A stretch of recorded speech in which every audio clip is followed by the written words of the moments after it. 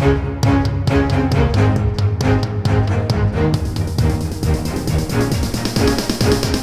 is the Washington Times front page for Tuesday, May 2nd, 2023.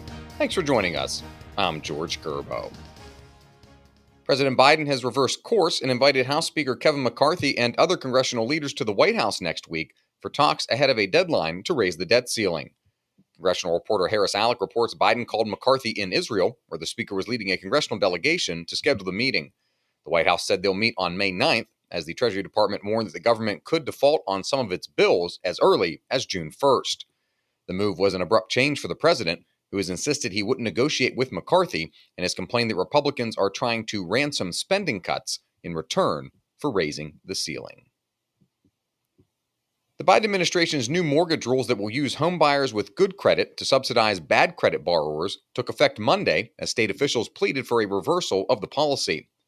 Ramsey Touchberry reports Republican financial officials from 27 states said in a letter to the administration that the Federal Housing Finance Agency policy amounts to a middle-class tax hike by forcing higher mortgage rates and fees on homebuyers with good credit scores.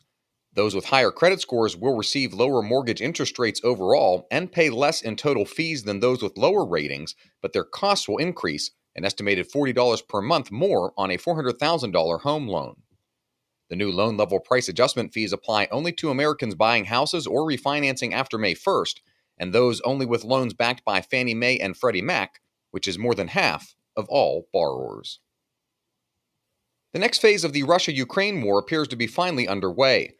Ben Wolfgang and Tom Howe report Russian forces launched a massive missile barrage on Monday at key targets in Ukraine. It was the second such attack in the past 3 days. Officials in Kyiv, meanwhile, signaled that a weekend drone strike on an oil depot in Crimea, a portion of Ukraine that Russia forcibly annexed in 2014, was the precursor to a long-awaited counteroffensive. Taken together, the developments suggest that the nature of the war is about to shift dramatically. Success is far from guaranteed, but the Ukrainian counteroffensive could mark a turning point that puts Russia on its heels and perhaps opens the door for Ukraine to recapture all territory seized by Russia and its forces. You can read all of these stories at WashingtonTimes.com/front page. You can also find the entire lineup of Washington Times podcasts at WashingtonTimes.com/podcasts. U.S. Citizenship and Immigration Services is ordering hundreds of employees to drop their regular duties and shift to border detail. Employees were angry and unleashed their fury on agency officials in a briefing monitored by our Stephen Dinan.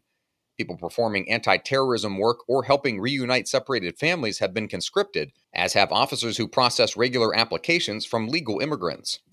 They were ordered to begin a 7-day training course this week and be ready for a 60-day deployment to help with the migrant surge. President Biden's son Hunter appeared in court in Arkansas this week at a hearing ordered by a judge considering his bid to lower child support payments. Susan Ferricchio reports Independence County Circuit Court Judge Holly Meyer wants to find exactly how much money the younger Biden earns and whether a discarded laptop computer, which contained information about his finances, belongs to him. The child support case is forcing a closer examination of Hunter's finances as he faces a federal investigation involving tax crimes and a congressional probe into foreign business deals. And finally, college-bound students are increasingly rejecting schools in states whose politics differ from their own, and many cite cancel culture and abortion as key issues.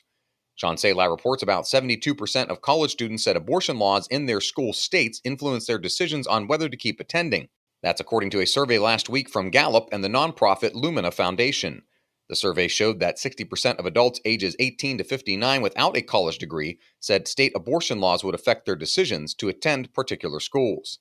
In another survey by educational consulting firm Art and Science Group, about 25% of college-bound high school seniors said they ruled out institutions solely due to the politics, policies, or legal situation in a state.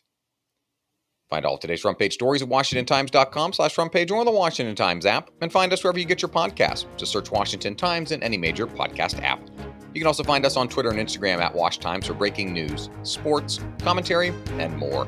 For the Washington Times, I'm George Gerbo.